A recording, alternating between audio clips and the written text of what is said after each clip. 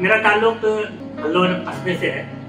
लिखने पढ़ने का माहौल वहाँ शुरू से रहा। प्राइमरी स्कूल में इब्तदाई तालीम मैंने हासिल की। आज़ाद लाइब्रेरी में मैंने काम किया। फिर तो जिंदगी और समाज के किसी अहम मसले के अहम गोशे को उजागर किया जाता है, जिसमें नावरेड निगाह जो है अपनी तकलीफ को आगे बढ़ाता है और उसमें मरकजी किताब पे ज्यादा जोर दिया जाता है। प्लाट बहुत कम होते हैं। सवाल ये है कि अदबी या सहाफत की तरफ आपका रुझान किस तरह? देखिए, मैं शुरू से ही मैंने आपसे बताया ना कि हल्लोर जो है वहाँ हर वक्त हर जगह बदला करता है। उसका असर हमारे कस्बे पे भी हुआ। वो अब उस तरह की अदबी महफिलें नहीं होती हैं, ना उस तरह के लोग रह गए हैं। पहले लोग कुतुबीनी करते थे, सबके यहाँ रसाले आया करते थे। मजहबी माहौल वहाँ कुछ ज्यादा ही था, क्योंकि अय्याम अज़ा के दौरान या तमाम आइम्मा के विलादत के मौके पर जो कसीदा खानी होती है, तो एक माहौल होता था तो शेर व शायरी का। तो इस तरीके से उन जगहों पे मैं, चूंकि मजहबी माहौल शुरू से मेरा रहा, तो इन सब महफिलों में मैं अक्सर जाया करता था। और तो शायरी की तरफ थोड़ा सा रुझान हुआ कि है क्या, ये कसीदा पढ़ा जा रहा है तो इसमें क्या है, या ये जो मजलिसों में सलाम पढ़ा जाता है इसका क्या है, ये मरसिए क्या है। शुरू में जो मरसिए पढ़ते थे लोग तो समझ में नहीं आता था कि क्या पढ़ रहे हैं, लेकिन धीरे धीरे जैसे शौर बेदार होता गया तो चीजें समझ में आती रही। तो दौरान वहाँ पे इस्लाह और अलजवाद ये सब सरफराज ये सब पर्चे आया करते, तो मैं पढ़ा करता था। तो वहीं से थोड़ा सा पढ़ने का हुआ। तो फिर हम समझते थे ये अखबार में, फिर कौमी आवाज उस वक्त निकलता था, तो वहाँ कौमी आवाज 2 दिन 3 दिन बाद पहुंचता था। हाँ, लेकिन ये इस तरह से जाके मैं अखबार पढ़ता था, तो मेरे अंदर भी आया आप पढ़ा करें, इससे थोड़ा सा मतलब इस चीजें मालूमात में इजाफा होता है। फिर जब मैं BA कर रहा था, तो उस दौरान हमारे चंद बच्चे जो है वो हम लोग इकट्ठा हुआ। हम लोग कहा कि यार एक मैगजीन निकाली जाए, और इसलिए कि उर्दू से लोग नाबलद होते जा रहे हैं, तो रस्मुल खत नागरिक है, लेकिन हमारे जो चीजें हैं, जबान है, हमारे जो लोग मजहब से दूर होते जा रहे हैं, और उनको वो सारी चीजें या मुआशरे में जो बेजा रस्म रिवाज हैं और इन सब चीजों के चीजें जो है, हमारे जो नई जनरेशन है, इसको खत्म होना चाहिए। कि जो औरतों में तमाम सब बेजा रस्म रिवाज तो हम परस्ती है, उसके खिलाफ हम लोग कुछ करें। तो उस तरह के मज़ामीन हम लोग उसमें देते थे। और इस तरह से दोस्त की बात नाम से रजिस्ट्रेशन हुआ, और दोस्त की बात हम लोगों ने निकाला, और उसमें कुछ मजहबी टच होता था और कुछ सियासी चीजें, मतलब सियासी नहीं बल्कि माशी, मतलब माशरती, हाँ, समाजी चीजें उसमें होती थी। तो वो पर्चा जब हम लोगों ने हिंदी में निकाला तो काफी मकबूल हुआ। यानी करीब 6-7 साल तक वो पर्चा निकलता रहा। लेकिन बदकिस्मती ये रही कि जब मेरा तकर्रुर मतलब इंफॉर्मेशन डिपार्टमेंट में हुआ, तब तक वो मैगजीन जो है बंद हो चुकी थी। वजह सिर्फ ये थी कि देखिए, कोई भी अदबी मैगजीन हो या इस तरह की मैगजीन हो, जब तक उसमें इश्तिहारात नहीं मिलते या किसी का समझे कि फाइनेंशियली किसी का माली ताउन नहीं होता, चंद स्टूडेंट्स हम लोग अपने पॉकेट खर्च में से, जो मुझे माँ बाप पैसा देते पढ़ने के लिए, तो BA में उसमें से हम लोग 50 रुपया, कोई 100 रुपया, कोई इस तरह से हम लोग जमा करते थे, और इस तरह से वो मैगजीन हम लोग निकालते थे। खैर धीरे धीरे लोग उसके लाइफ मेंबर बनते गए। हम लोग के जो पढ़े लिखे लोग थे और ज्यादातर सर्विस पेशा थे, जो उन्होंने हौसला अफजाई किया, उसका वो मैगजीन निकलती रही। लेकिन कुछ ऐसे हालात है कि वो मैगजीन बंद हो गई, जिसका मुझे बेहद अफसोस है। तो अदबी सहाफत समझे कि जो सहाफती मेरे अंदर रुझान पैदा हुआ इस तरीके से। फिर एज ए इंफॉर्मेशन अफसर मेरा तकर्रुर पब्लिक सर्विस कमीशन से हुआ। तो उस वक्त भी मैं सोच रहा था, मेरे ज़हन में नया दौर था कि इंफॉर्मेशन अफसर हूँ तो मुझे नया दौर मिलेगा। लेकिन पता क्या चला कि साहब वहाँ तो मिनिस्टर के साथ अटैच होना पड़ता है, और जो सरकारी बयान होते हैं या मंत्री का जो कवरेज होता है, उसको जो है जिस तरीके से एक आम जो है जर्नलिस्ट काम करते हैं, उस तरह से एज ए जर्नलिस्ट काम करना पड़ता है। कि जैसे मान लिया कोई प्रोग्राम हुआ मिनिस्टर का, तो हम लोग गए वहाँ, उसके बाद उसको हमने कवर किया। कवर करने के बाद आगे प्रेस नोट बनाया। प्रेस नोट बनने के बाद वो रेडियो, TV, तब ये ज्यादा ये सोशल मीडिया क्या मतलब चैनल्स भी नहीं हुआ था, रेडियो टीवी हुआ करता था। तो वो रेडियो टीवी पे जाता था, तमाम जो अखबार होते थे उसमें वो न्यूज छपती थी।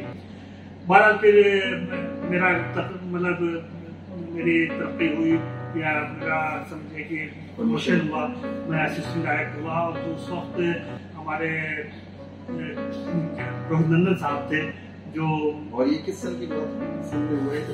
हाँ 2000 में करीब वही बात रहा होगा जब रोहित नंदन साहब ने मुझे, मायावती की हुकूमत थी तो रोहित नंदन साहब का मैं स्टाफ अफसर भी उन्होंने मुझे बना रखा था। और मैं 2000 में मैं मीडिया सेंटर चला गया था, वहाँ का मैं इंचार्ज था कि मैं सीएम का जो प्रेस का मैं सब कुछ सारा काम मैं देखता था। उनकी प्रेस कॉन्फ्रेंस कराना है और कहाँ प्रोग्राम है वहाँ सारे प्रेस को पहुँचाना और ये सब करना, पूरा मैनेजमेंट में, मीडिया मैनेजमेंट मैं ही करता था सरकारी तौर पर।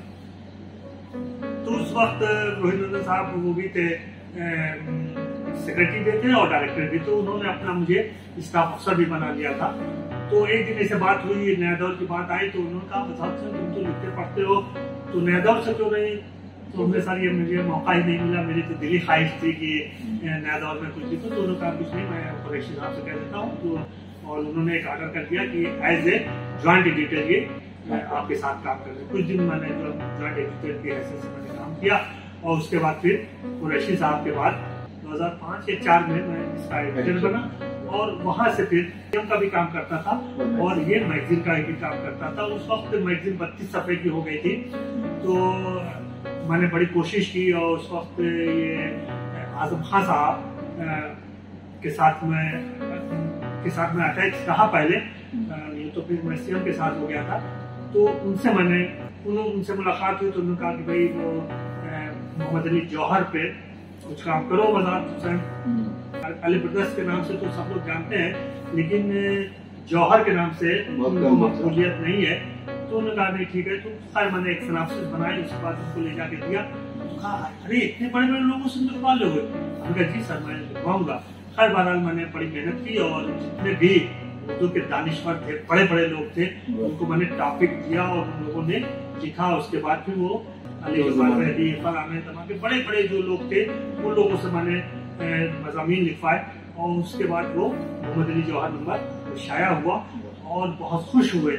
तो जब उसका इजरा का वक्त आया तो उन्होंने कहा कि भाई बता सर मुझे रिजवी साहब कुछ मुझसे आज मांग लीजिए। तो मैंने कहा सर मुझे कुछ नहीं चाहिए, बस ये है कि इसका 32 सफ़े का ये है, इसको जो पहले जो 48 और 64 सफ़े का होता था इसको फिर चलिए हो गया। हमने सर एक और दूसरी ख्वाहिश है कि इसका हिंदी में हो जाए ताकि हिंदी के जो कारी हैं वो भी उनको ही मालूम हुआ कि इनकी क्या शख्सियत थी। तो मैंने उसमें जो है मोहम्मद अली जौहर के नंबर को 3 अखबार में मुनक़सिम किया। एक तो मुजाहिद आज़ादी, फिर दूसरा एज ए शायर और तीसरा एज ए सहाफ़ी। तो इस तरीके से मैंने 3 उसमें मुनक़सिम करके तो काफ़ी वो मकबूल हुआ। और उसके बाद फिर धीरे धीरे जो है बहुत सारे नंबर मैंने निकाले। हाँ तो 12 करीब 25 नंबर मैंने शाया किए। और मेरे एक दिली और ख्वाहिश थी कि आखिर में मैंने मीर अनीस पर कोई नंबर नहीं निकला था, क्योंकि समझे कि बड़े अफसोस की बात थी। और आखिरी नंबर मैंने मीर अनीस पे निकाला और काफ़ी वो मकबूल हुआ।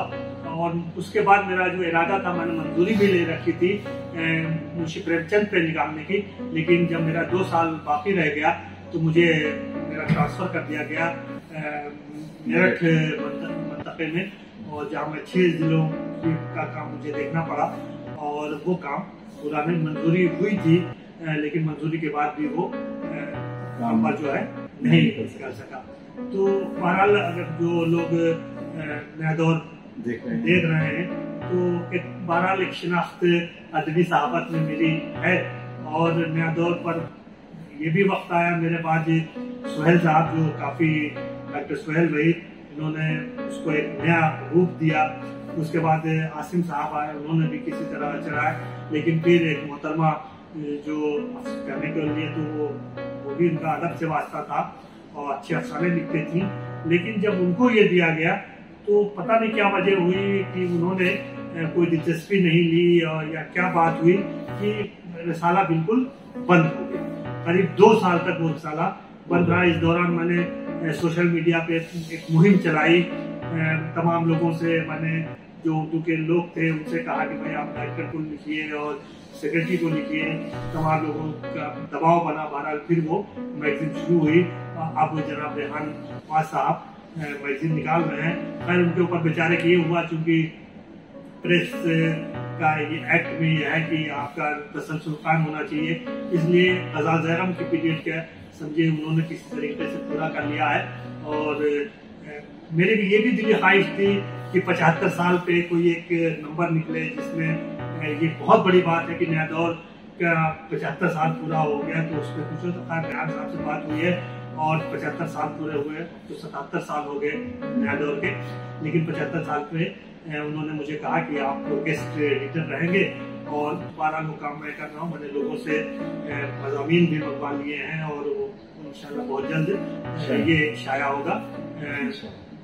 इसलिए इसके पहले जो है हमारे अमजद हुसैन साहब ने निस्फ सदी नंबर 50 साल पे निकाला, फिर 60 साल पे मैंने डायमंड जुबली नंबर निकाला और ये अब ये नंबर जो है इंशाल्लाह ये भी मकबूल होगा।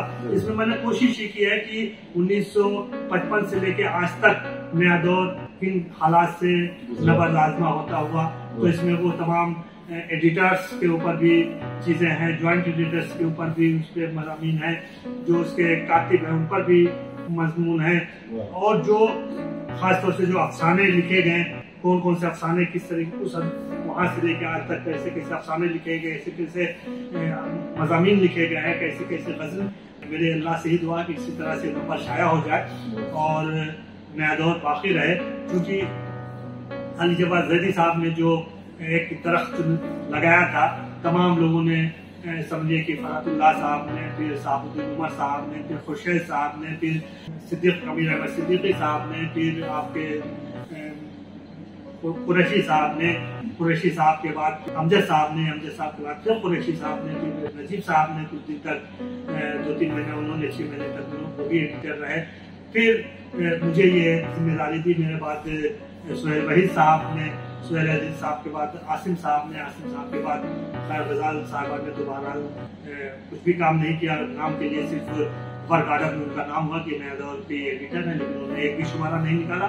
खैर उसके बाद फिर ये रेहान साहब है और मैं उम्मीद ये करता हूँ कि ये साला जो है इसी तरह से आगे बढ़ता रहे।